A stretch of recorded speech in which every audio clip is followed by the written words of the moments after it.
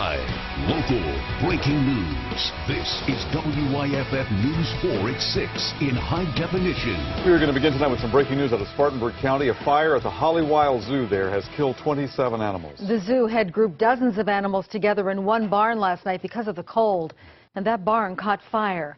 WYFF News 4's Liz Loheis is live and local at Hollywild tonight. Liz, what have you learned? Michael and Carol, I am live here outside the gate of Hollywild, which is closed now. There's not a lot to see. Most of the commotion happened earlier this morning. Here's what we do know. An employee came in and noticed smoke coming from the primate barn. She rushed in. The fire had already burned itself out, but it was too late for 27 animals that lost their lives. Hollywild officials say most of the animals were primates and were being kept in the barn to protect them from the cold. According to the veterinarian, the cause of death was smoke inhalation, and none of the animals that died were burned. Hollywild is crediting the employee that was here for saving some of the animals. 14 animals who were in the barn survived. Officials say the fire was accidental, but that the barn didn't have any smoke detectors. The distance the barn is from the rest of the park makes it difficult for anything like that to be effective where we are. We have certainly always looked for updates to anything for safety, and is just devastated and are working with grief counselors at this time. We're continuing to try to gather more information. We're also looking at some violations that Hollywild has been accused of in the past. We'll bring you the very latest information coming up tonight at 11. Liz Loheis, WYFF News 4, live in Inman. All right, Liz, well, thank you. We'll see you then. There is major news from overseas tonight. The three-day search for two terror suspects near Paris ended today with a couple of police standoffs, hostage-taking, and some gunfire. Police were looking for two brothers accused of that shooting that killed 12 people at a French magazine. This morning, authorities tracked them to a printing plant, and that's where the first standoff began. The second standoff happened at a kosher grocery store in Paris. Two people claiming to support the brothers took hostages there.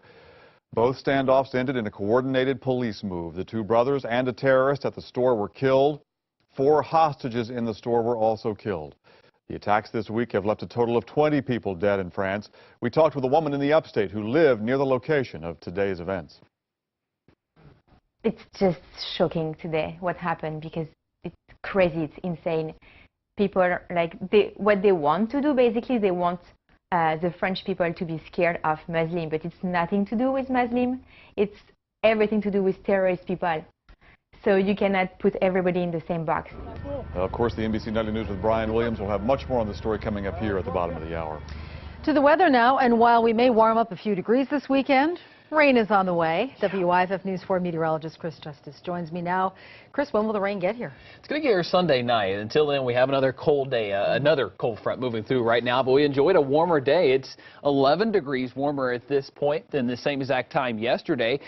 Doesn't feel warm outside, but warmer, I guess you could say, as we've been topping out in the 40s today, 30s yesterday. Currently, it is now 39 degrees in Greenville, but cold air lurks toward the north. It's heading our way with another slight cold front moving in overnight. It'll be a dry one, no precipitation with it. It's currently 29 in Asheville, 28 in Hendersonville, 41 still at Clemson. Now, low temperatures this morning were not as bad as yesterday morning. 23 the low in both Greenville and Spartanburg, 21 in Anderson, 17 the cold spot in Asheville. Tomorrow morning, another story. We're headed right back for the teens all across the area, so you're going to want to drip your faucets yet again tonight just to be safe. 32 degrees by 7 o'clock, 24 by 2 a.m. in Greenville. And for the Asheville area, expect temperatures to continue to plummet. We'll be heading toward the teens by 2 a.m.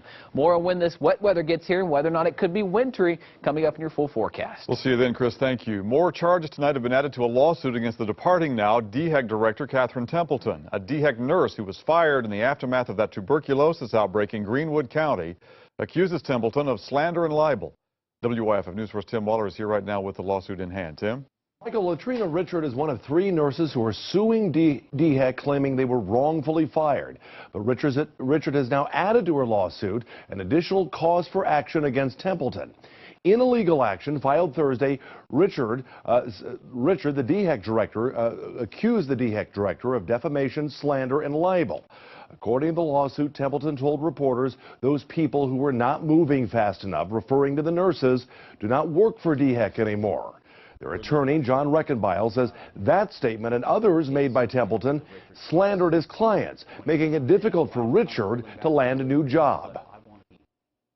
The black cloud that has been over Latrina Richards' head, that's been over Melinda Martin's head, every single time going into an interview to have to explain what has happened, it's pretty significant. Today I reached out directly to Templeton to get her response to this latest addition to the lawsuit.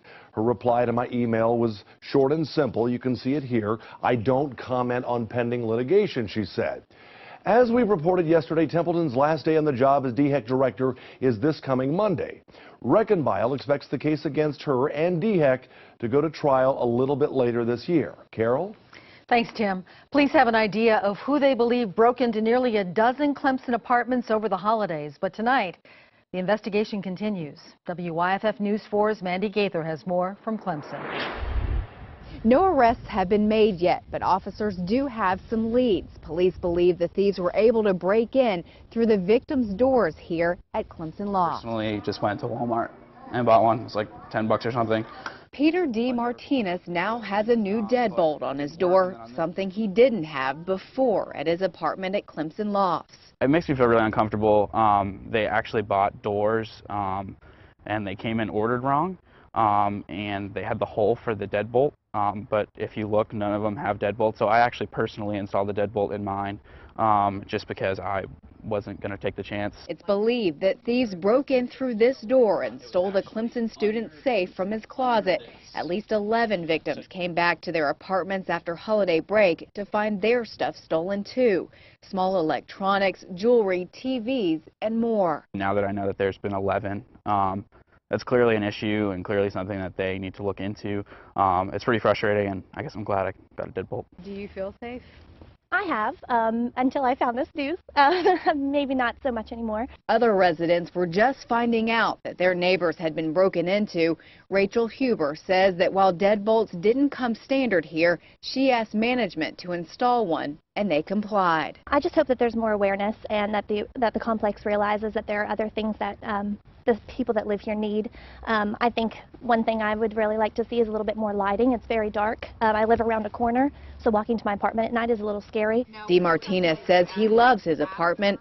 He's hoping his new lock makes it more secure. Clemson police have increased patrols in this area because of the crime, and they're asking anyone with information to call them. That number 624-2008. Mandy Gaither, WYFF News 4 in Clemson. Now, we did try to get in touch with management at Clemson Lofts regarding the break-ins, but we haven't heard back just yet. Funeral services were held today for a Malden police officer who died in a motorcycle wreck this week. 22-year-old Austin Gotowaka was killed when he lost control of his motorcycle. He was off duty at the time. Officers say he left behind a fiancée. Carolina Panthers are way out there on the road for the next round of the NFL playoffs. They play the Seattle Seahawks, you might have heard, tomorrow night. And as that team gets ready, a couple of members of our team are checking out the city. News 4's Brad Freilich and Mark Dofer are in the Great Northwest tonight. Brad, good evening. Good evening to you. We are in downtown Seattle tonight with the Carolina Panthers as they prepare for their second round matchup against the Seattle Seahawks in the NFC playoffs.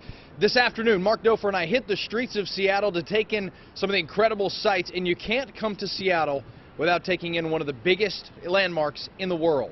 We are talking, of course, about the Space Needle. It was a little foggy here this morning, but when the fog started to burn off, the view was incredible. The Space Needle stands just over 600 feet tall. It took 40 seconds on the elevator to get to the top, and it was tough to show you this, but they actually raised the 12th man flag from the top of the needle today in advance of the game. The Space Needle was built for the 1962 World's Fair. So Mark and I got our sightseeing out of the way. Now it's time to talk football. We'll have more on this matchup coming up a little later in sports.